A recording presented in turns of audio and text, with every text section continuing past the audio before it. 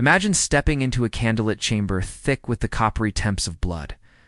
The air is heavy, almost suffocating as velvet drapes muffle the outside world. You hear the faint drip, drip liquid, splashing into a porcelain tub. Now, picture yourself standing in the heart of 16th century Hungary, witnessing a scene that would make even the darkest horror films look tame. Here, Countess Elizabeth, draped in silken jewels, reclines in a bath not of water, but of blood fresh, warm, and still steaming from the veins of her latest victim. The legend says she believed this gruesome ritual would preserve her youth, her beauty, her power. But what drives a woman born into privilege to such monstrous extremes? Let's shatter the fairy tale. You've heard of queens pampered with rose petals and milk baths, but no children's storybook ever told you about the stench of iron, the sticky residue clinging to pale skin, or the desperate screams echoing through castle corridors. Forget the sanitized portraits. This is a world where beauty is bought with terror, and the price is paid in blood. The contradiction couldn't be sharper. The same hands that caress velvet also wield the knife. The same lips that smile for courtly painters whisper commands that end in slaughter. Elizabeth wasn't alone in her obsession. Across Europe, noble women waged a silent war against time. Their arsenals stocked with everything from crushed pearls to deadly poisons, but S methods were singular in their brutality and spectacle. Imagine being a servant in her castle, forced to watch as your friends disappear, one by one, only to return as pale, lifeless bodies. The Countess meanwhile grows ever more radiant, her skin untouched by age, her eyes gleaming with a feverish intensity. Was it vanity, madness, or something darker still? Historians debate the truth behind the legend. Did really bathe in blood, or was she the victim of a political conspiracy? Yet the testimonies are chillingly consistent. Girls lured to the castle with promises of work only to be stripped, cut, and drained. The ritual was clinical, almost methodical. Blood collected in buckets, poured into baths, smeared onto skin. The Countess believed that youth could be stolen, that beauty could be transfused. It's a psychological horror. The terror of aging twisted into a compulsion so powerful it overrides every human instinct for empathy. Now pause and consider the paradox. In a world where royal women were little more than pawns, Elizabeth seized control, not just of her fate, but of the bodies and lives of those around her. She weaponized beauty, turning it into a tool of domination and fear. Her castle became a theater of cruelty, each act more elaborate than the last. And yet, behind the locked doors and blood-stained tiles, there is a desperate, almost childlike terror, the fear of fading, becoming invisible, of losing everything that made her matter. The story of Elizabeth is not merely a tale of one woman's depravity. It's a mirror reflecting the darkest anxieties of her age. Picture the world she lived in, a place where a woman's worth was measured by the smoothness of her skin, the brightness of her eyes, the youthfulness of her body. Age was an enemy, a creeping shadow that threatened not just beauty but influence, security, even survival. For noble women, beauty was currency, and the stakes were nothing less than life and death. Imagine the psychological pressure, the constant scrutiny, the whispered judgments at court. Every wrinkle, every blemish, every hint of decay was a threat. In this world, the pursuit of eternal youth was not a luxury, it was a necessity. And for Elizabeth, the line between self-preservation and monstrosity blurred, until it vanished completely. Rituals became a grotesque parody of the beauty routines practiced by her peers. Where others used rose water, she used blood. Where others sought gentle rejuvenation, she demanded violent renewal. But there's another layer to this horror, a systematic brutality that extended far beyond the Countess herself.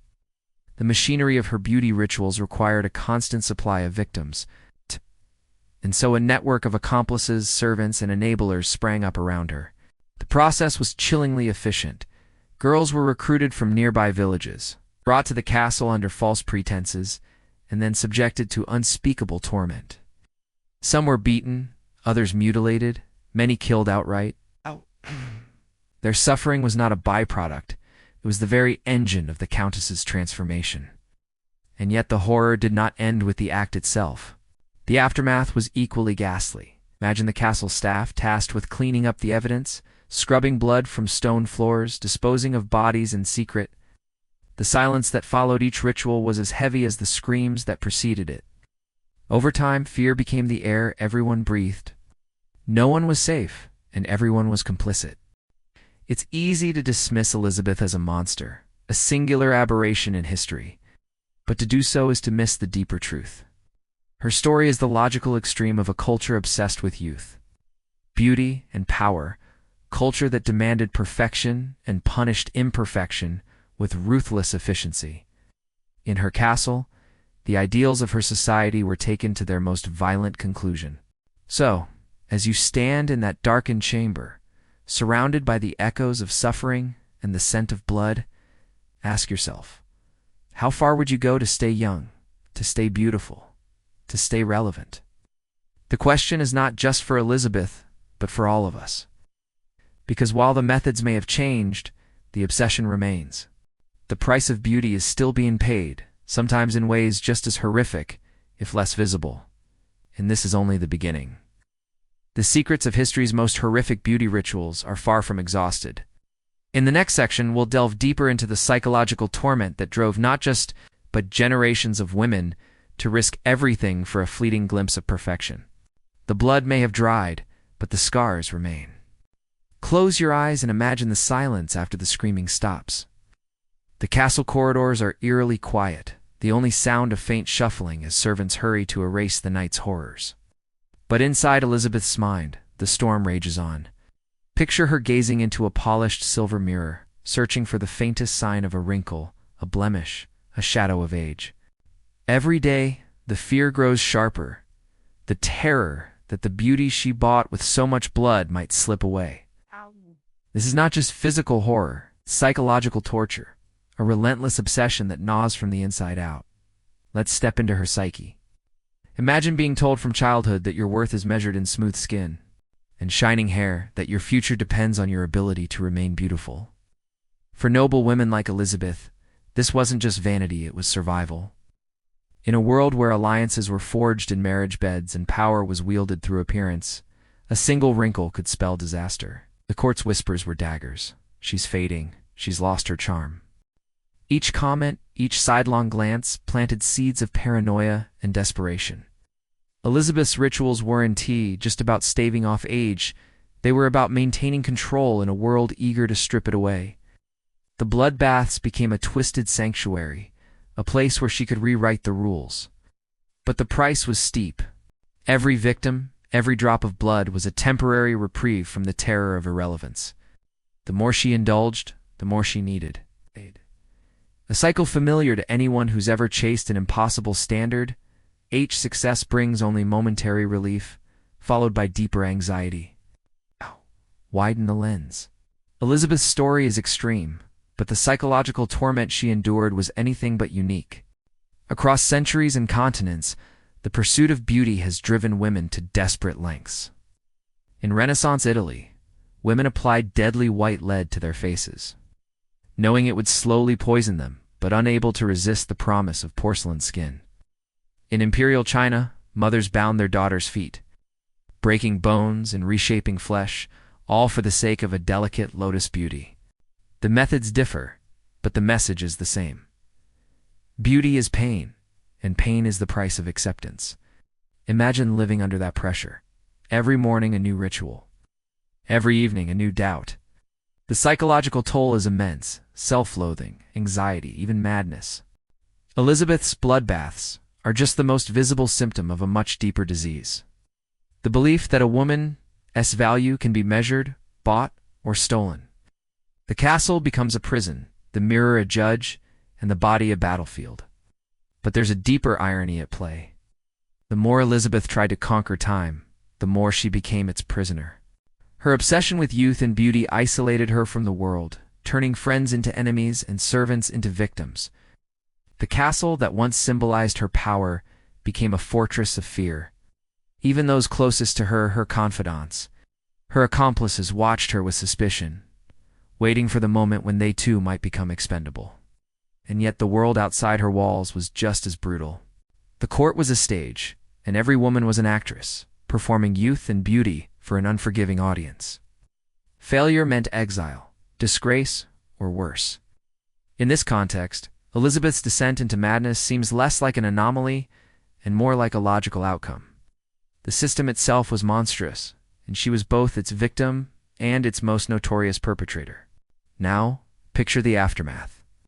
When the authorities finally arrived at Cactus Castle, they found evidence of unimaginable cruelty: torture chambers, blood-stained tools, lists of victims. Elizabeth was arrested, but not executed. Her noble birth spared her the gallows. Instead, she was walled up in her own castle, a living ghost entombed with her fears. Her beauty rituals had bought her nothing but isolation, infamy, and a legacy stained with blood. But before you turn away in horror, ask yourself, how different are we really? The tools have changed: scalpels instead of knives, creams instead of poisons, but the obsession remains. We still chase impossible standards, still judge ourselves and others by the smoothness of skin or the brightness of eyes. The psychological torment that haunted Elizabeth lives on, woven into the fabric of modern life. So, as you leave the shadowed halls of Cactus Castle, take a moment to reflect. The story of the Blood Countess is not just a cautionary tale, it's a warning. The pursuit of beauty, unchecked and unexamined, can lead to places darker than any dungeon. And the scars, though invisible, are no less real.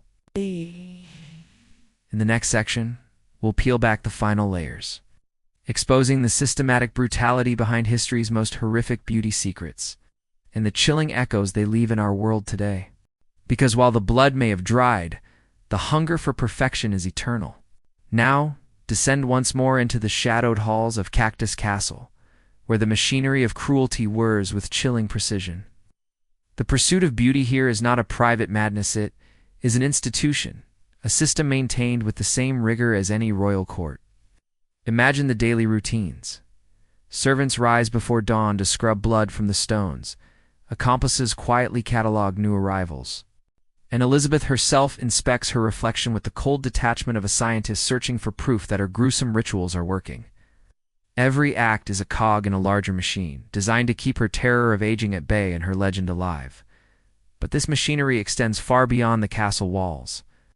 In the nearby villages, dread is a constant companion. Mothers warn their daughters never to stray near the Countess's lands. Rumors swirl, but so does silence, because who would dare accuse a noblewoman with the king's ear? The peasant's fear is matched only by the court's indifference. In this world, suffering is invisible unless it threatens the powerful. The Countess's beauty is admired, her cruelty whispered about. But the machinery of her violence keeps turning, day after day, year after year. The systematic brutality is staggering. Servants and accomplices, themselves trapped by fear, become both enablers and victims. The process is chillingly efficient. Girls are lured to the castle with promises of work, stripped of their dignity and ultimately their lives. The violence is ritualized, each act performed with a cold, clinical detachment. Blood is collected in buckets, poured into baths, smeared onto skin. The aftermath is just as horrifying. Bodies disposed of in secret, evidence scrubbed away, silence enforced by terror. Yet even as the system enables her, it sows the seeds of her undoing. The sheer scale of disappearances becomes impossible to ignore. When authorities finally intervene, they uncover a horror so vast it defies belief. Torture chambers, blood-stained implements, lists of names stretching on and on. Elizabeth's arrest is not a sudden act of justice, but a slow, reluctant concession to the undeniable. And even then, her punishment is tempered by her status: no execution, only confinement, a living death inside the same walls that witnessed so much suffering. Here is the historical irony. The woman who sought immortality through blood is erased from public life. Her name blackened, her legend twisted into a cautionary tale. Her castle, once a symbol of power and beauty, becomes a monument to horror.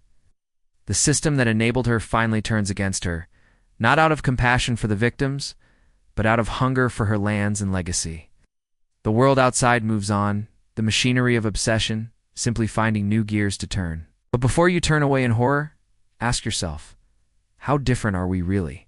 The tools have changed: scalpels instead of knives, creams instead of poisons, but the obsession remains. Today's beauty industry is less violent, but no less relentless. The pressure to remain young, flawless, and desirable is broadcast in every advertisement. Every filtered photo, every whispered promise of transformation. The rituals persist: injections, surgeries, miracle serums. The system is more diffuse, but it still demands sacrifice: money, time, self-esteem, sometimes even health. Consider the modern parallels. Clinics where people undergo painful procedures in pursuit of youth. Influencers who market impossible standards, the silent suffering of those who feel they can never measure up. The contrast is striking. Our world is more open, more connected, yet the same old anxieties persist. Dressed in new clothes, the opulence of the past is replaced by glossy branding, the brutality by subtler forms of harm. Hunger for youth, the terror of aging, willingness to endure pain for beauty. These are threads that bind us to the past. And yet there is hope in recognition. By confronting the darkness at the heart of these stories, we can begin to dismantle the systems that perpetuate them. The legend of the queen who bathed in blood is not just a tale of horror, it is a challenge to question the costs we're willing to pay and the suffering we're willing to overlook in the endless pursuit of perfection.